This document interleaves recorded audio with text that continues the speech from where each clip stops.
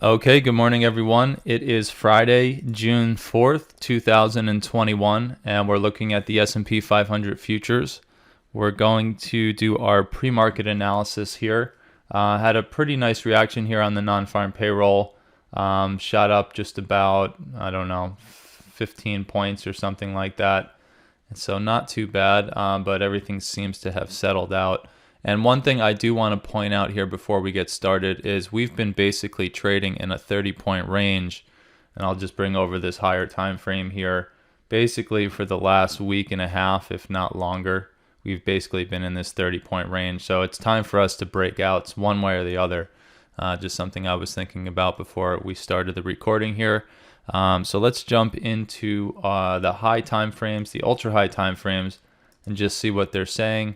Again, the 3-month or the quarterly, everything looks pretty strong here. Of course, we do need to break up above that 38 quarter, but a lot of time for this to work out. Same thing on the monthly.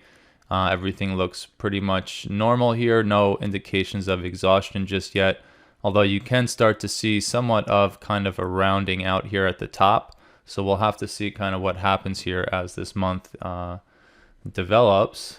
But so far, everything looks pretty strong. No indications at the moment of exhaustion in this current push. Still have not broken that really high trend line there. On the weekly, still again, same situation as the other two ultra high time frames. No indications of exhaustion just yet. And still we have that pretty nice bullish indication off of the low that we made at 40.55.50 in around May, I want to say mid-May. And so that brings us to our daily. And the only thing that I'm really seeing on the daily here is from the low we made on May 24th up to the low we made yesterday.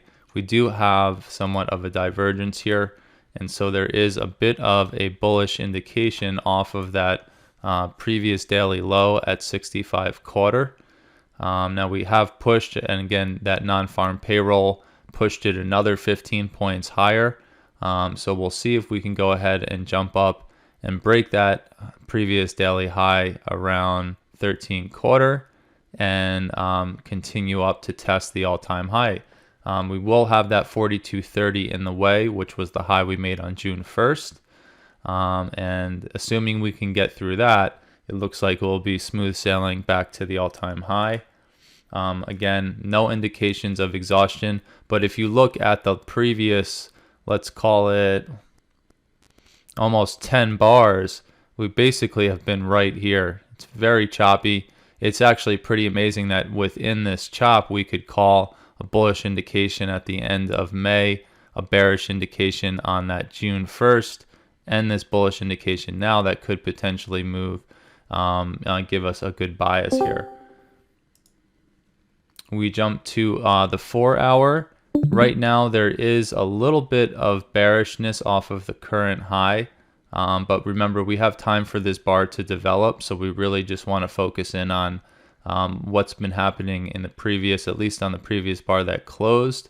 And we had a bearish indication there when that bar closed, but then non-farm payroll came out and boom, we shot right above. So that's basically been negated now, and we'll have to see, because right now we do have, at least from the subsequent bars here, a push higher, but then on RVI it's looking a little bit lower. But we do have, again, a little bit more time. I think about 45 minutes here for that bar to close, and the story could change when that happens. Now remember, yesterday we had that bullish indication on the 4-hour. Well, price ended up pushing just about 3 or 4 points below that, and then it completed, and we had that bullish indication yesterday. So we can go ahead and mark that, and I think that's also agreeing with what we're seeing here on our daily time frame. So somewhat of a bullish indication on the daily and on the 4-hour from yesterday's low. Now remember, like I say almost every day when we see these type of things, we have already pushed from 65 all the way to almost 42.10. So, what is that, 45 points or so? That could be all we get out of it. But right now, that's essentially the confluence we're seeing right now with the high time frames is that bullish indication. So let's go down to our final high time frame, our 1 hour, and just see what's going on. From that low, we definitely did have some divergence there. This is one of those divergences that might be a little bit harder to see just because it is the subsequent candles, but you do have a push lower to the low of yesterday and then a push higher here on the RVI. So again, another bullish indication on the hourly. So every single high time frame gave us that same bullish indication. I guess not too surprising that we actually pushed, pulled back to the 61.8 retracement and continued bouncing.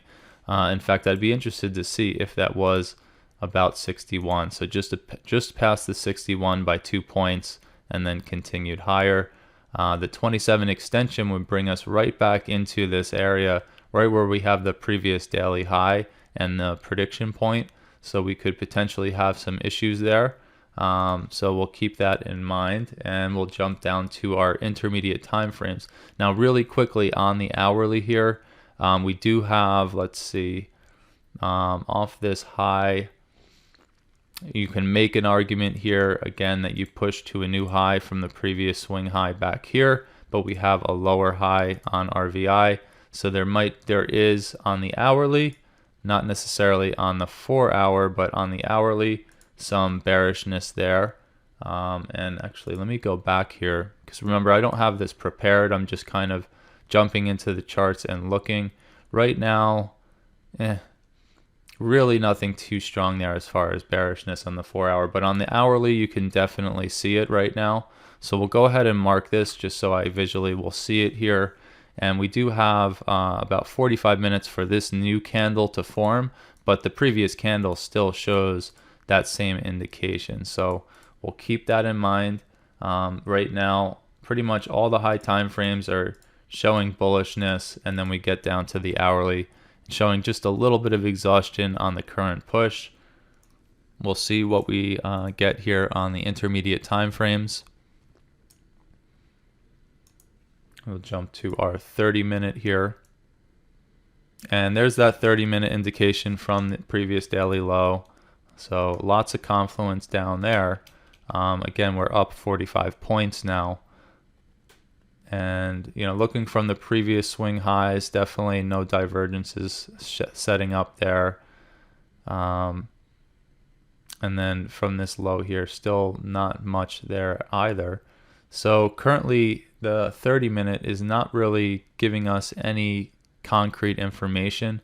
Everything looks pretty normal. There's no clear indications of exhaustion at the moment. And that could change in the next 15 minutes with this new bar closing. So we'll keep that in mind. But right now, no real indications of exhaustion in this push, which tells me that we have the potential to continue going here. We do have that hourly bearish signal, but that could change here again in about 45 minutes when that bar fully closes. Let's go down to our 10-minute here. And we're starting to see that bearishness here on the 10-minute. So we do have 2 time frames giving us a little bit of bearishness after we got that push from the non-farm payroll. So we'll have to keep this in mind that it could be indicating that there's going to be a little bit of a pullback here. The problem is, and again, we say this every morning, we're doing this analysis to see if we get the stars aligning so that we have a very clear bias into the open. And so if just 1 or 2 time frames are indicating some bearishness, we'll want to keep it in mind, but it's not going to be a strong bear case if only 2 time frames are showing that. So we have the 10-minute and the hourly, but then the 30-minute in between is not quite showing it. So not much of a confluence this morning. Outside of that, on the 10-minute as well, we did have the bearish indication from that low of yesterday. And just looking off the lows here, definitely have a little bit of bullishness on from the 10-minute off that peak down. But we didn't have confluence on all the other time frames here, at least I don't think. If we look back here, essentially came lower. Yeah, so there's really not enough confluence off that low to give us a strong bullish bias from there. So right now we're kind of at a situation where it's kind of been like this for a few mornings, and it makes sense because of, again, if we zoom out here and we look at what the market's been doing, basically chopping up and down in a 30-point range here. Today, just like a few of the other days in the recent past, we don't necessarily have a super clear bias for the open. Again, we do have a little bit of exhaustion here on a few time frames, so we could see a little bit of a pullback. But overall, the only confluence we have is strong bullish signals off the previous daily low. So that's kind of where we are. We'll jump over to my 3-minute just to see what's going on the super small time frame here. And just interested to see if we go back to yesterday, we did have, again, someone pointed out that we did have 3-minute divergence. I had to zoom in, and of course we did have that same indication like we saw, I believe, on the 60-minute, where the two subsequent bars gave us a pretty nice divergence. So every time frame gave us bullishness from that low. So we'll see if we can get more follow through this morning. We are getting a buildup of bearish signals here on the 3-minute as we test this 42.10 level. You can see a push down here and then a push up. So we got bearish from there. And then we got another bearish signal on the push up to there. And then we've been flat here and been pushing down. So a lot of kind of 3-minute, 10-minute, and 60-minute bearish signals right here, which could mean that we're going to get a little bit of a pullback. The question is, how far are we actually going to pull back? And we do want to keep in mind some important levels if we do get the pullback. Unfortunately, it's just the way it is. We do have two levels within 2 points of each other that do make sense here. One happens to line up with the most recent resistance in the market, and it's also the KP. So there could be some type of reaction closer to 02 here. And we do want to keep in mind the overall retracement levels. So above us, we pretty much just have a few key levels here, and then we're at the all-time high. So on the upper end, even if we were to step back and look at retracement levels, we've already, let me just take a look really quickly here before I say something that is not true. But yeah, we've basically broken the 61.8 retracement for the whole push down from 42.30, and then if you draw it from 42.38, the actual all-time high, I believe we're much beyond any type of relevant retracement level at this point. In fact, right now, if we draw, and I'll go ahead and pull the 10-minute over here, if you draw a retracement from the all-time high to the low that we made at 65, we were at the 61.8 retracement to the tick here, which is very interesting. So we're right at the 61.8 retracement from the all-time high compared to the low we made yesterday, and we're at the 61. So for whatever that's worth, we do have that going on. And then again, we do have some slightly bearish signals where we are right now. So let's see, as far as retracements to the downside, we do want to keep in mind we have the push up from non-farm payroll, essentially the low just before it. So we have kind of this situation going on. Interestingly enough, 0350 is a 38% retracement. The 50% brings us right into that 02 area, and the 61 is right literally to the tick, the swing high there from the overnight. So decent retracement levels. We don't necessarily need to leave the fib up there because we have the levels marked here. We can see a very clear swing high over here around 99. And again, because we've been so choppy in here, we do have a lot of levels, and that's just the way it goes. But you can see because of the chop, we've basically been working right in between all these levels, and sometimes they cut through, but then again find support and then bounce and basically stair step on these levels. So we're going to keep them up. They're all pretty relevant in here. And because it's been so choppy, we're going to have to kind of just navigate the waters because that's what we have right now.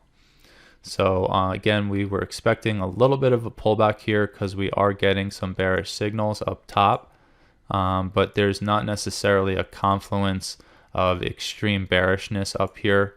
Remember, if we look at the 30-minute, the 4-hour, everything does not have indications of bearishness here. It was just on a few time frames. And so we could expect some type of pullback from the bear signal and then a bounce to go higher, especially because from the previous daily low, we have this really strong confluence of signals. So that's kind of how we'll play it this morning. We'll be expecting a little bit of a pullback here. Of course, if they break above 42.10 or that ultimate high at 10.25, the whole picture will change here. But right now, the short time frames are giving some bear signals. So we'll be looking for pullback and looking for a nice multiple time frame bullish divergence to take some of these levels long.